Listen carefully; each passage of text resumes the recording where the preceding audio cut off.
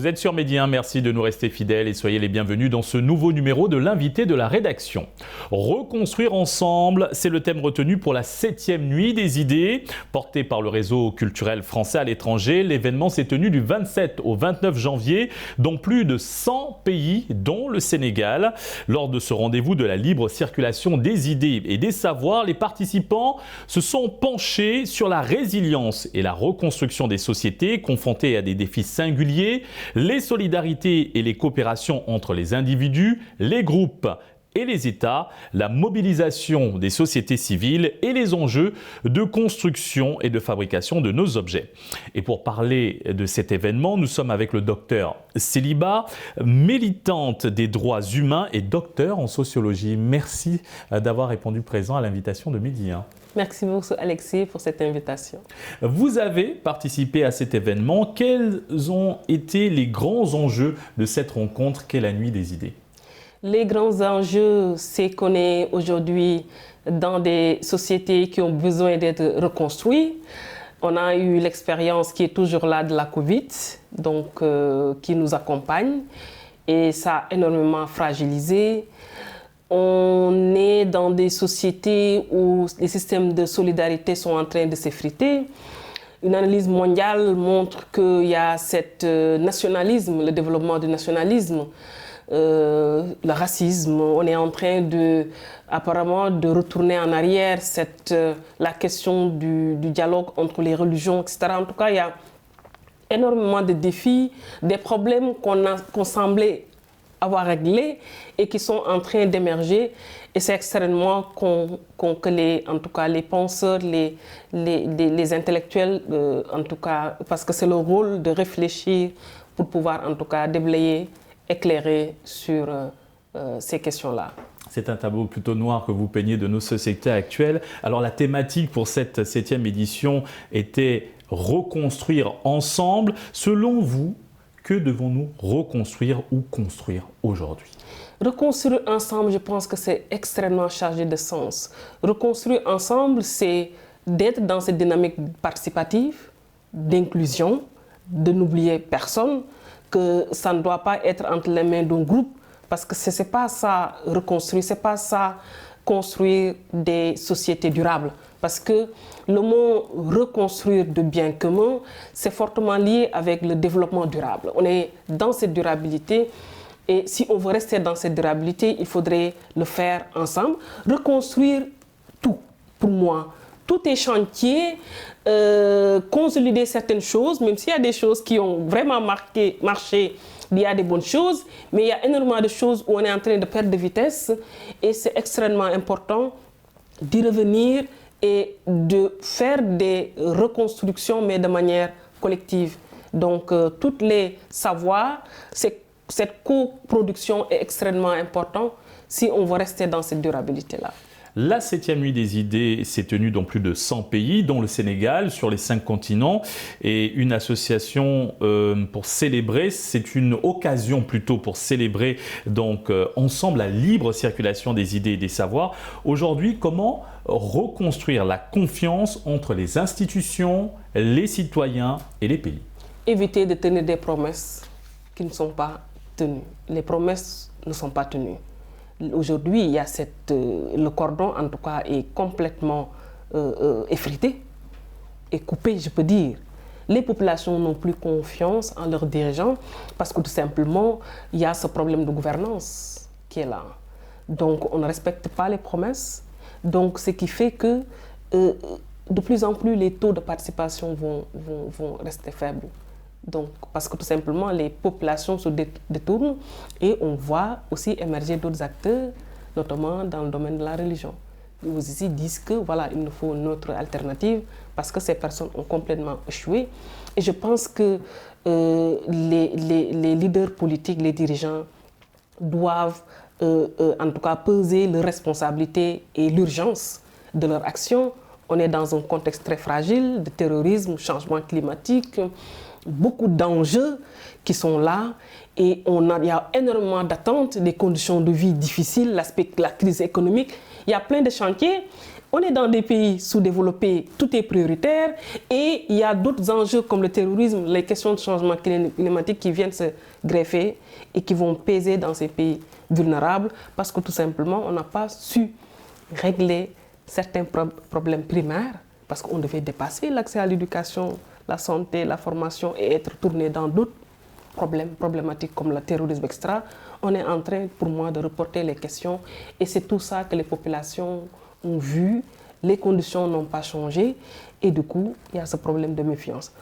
Beaucoup travailler, avoir une vision éclairée, avoir ce courage d'avoir des réformes avancées et gouverner en mettant tout le monde, éviter un peu ces positionnements liés aux trucs politiques. Docteur Celiba, vous avez participé donc à la Nuit des idées qui a exploré cette année également la résilience de nos sociétés et de nos économies confrontées à des défis nouveaux et les solidarités comme les mobilisations que ceux-ci suscitent.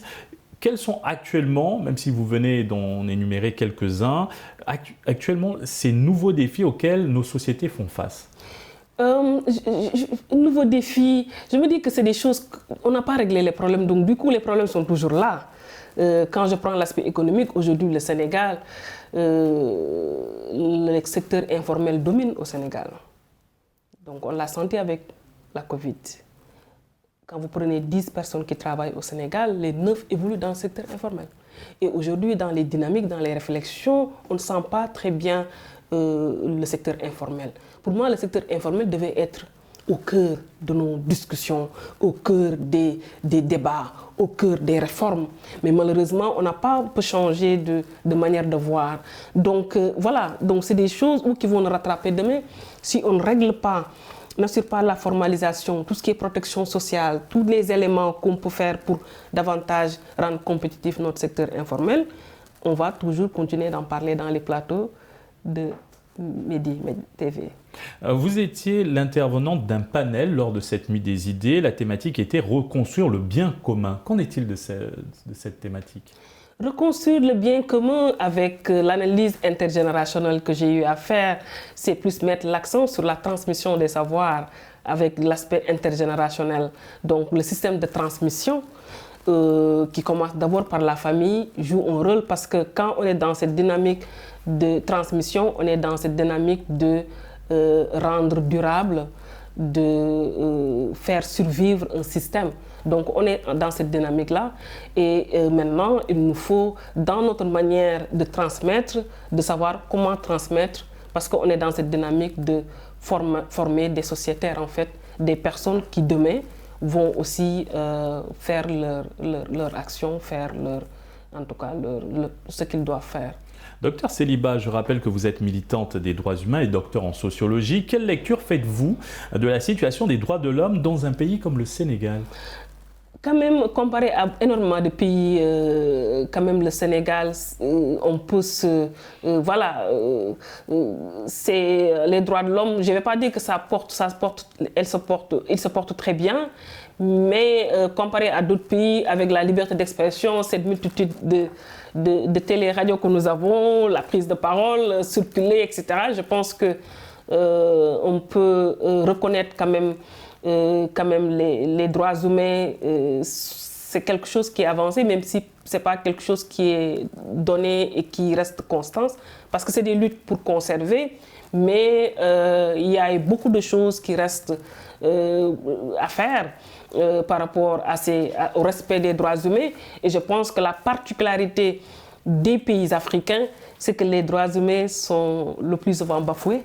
Que ce soit le droit à l'éducation, les questions de sécurité aussi qui se posent, donc qui touchent énormément, pour dire tout simplement la complexité et l'actualité du respect des droits humains dans nos pays. Aujourd'hui, le combat est de plus en plus mené en ce qui concerne le genre, la promotion et le respect des droits des femmes, le féminisme. Où en sommes-nous, selon vous, par rapport à ces questions sur le continent et particulièrement au Sénégal? De manière même globale, quand je prends ces questions de féminisme, on a quand même, il faut le dire, une forte mobilisation, un engagement au niveau mondial de ces questions-là, de l'égalité. Je vais parler plus de l'égalité homme-femme. Donc plus d'engagement au Sénégal, d'engouement des jeunes filles que je salue, qui se mobilisent sur beaucoup de questions qui les interpellent, parce que tout simplement, ils ont compris qu'on ne peut pas dormir sur nos lauriers, même si on a un cadre juridique assez fourni. Notre constitution de 2001, la question de l'égalité est au cœur homme-femme dans notre constitution de 2001. Mais ça ne suffit pas parce que dans nos pratiques, dans notre quotidienneté, les droits ne sont pas en tout cas vécus. Donc on a des régressions et si on ne mène pas les combats, on risque de régresser. Et je pense que ces militants et ces militantes l'ont compris, elles sont au front chaque fois qu'on touche à leurs droits. Et c'est comme ça, parce que la vie n'est rien d'autre qu'un combat. Docteur Celiba, avant de clore cet entretien, en quelques secondes, que faites-vous, quelle lecture faites-vous de la loi sur la parité au Sénégal? La loi sur la parité de 2010 au Sénégal nous a permis, quand je prends l'exemple de l'Assemblée nationale, avant la loi, on avait 20% de femmes. Aujourd'hui, on est à 47% de femmes, donc quand même c'est un bond qui est extrêmement important, mais malheureusement, cette loi n'est pas très bien comprise, n'est même pas bien comprise au niveau de l'hémicycle, au niveau des députés, parce que cette loi n'est rien d'autre diversifier les instances de décision et prendre en compte les besoins spécifiques des différentes catégories qu'on est hommes-femmes au niveau de la société. Donc la loi, quand les personnes le concevaient en 89, pas la loi, mais le concept de parité en 1989, l'idée c'est d'avoir une démocratie représentative. Une démocratie représentative. Donc ça, la finalité en fait, de prendre en compte les différentes couches, sachant que les instances de prise de décision, c'est là où on pense, on définit les politiques. Il nous faut avoir des personnes diverses, qu'ils soient personnes vivant avec un handicapé, jeunes, hommes, femmes, se retrouver dans ces instances décisionnelles pour avoir des politiques inclusives. Merci Docteur Celiba. Merci beaucoup Alexis. Et merci à vous d'avoir suivi cette émission. Très bonne suite des programmes sur Midi 1.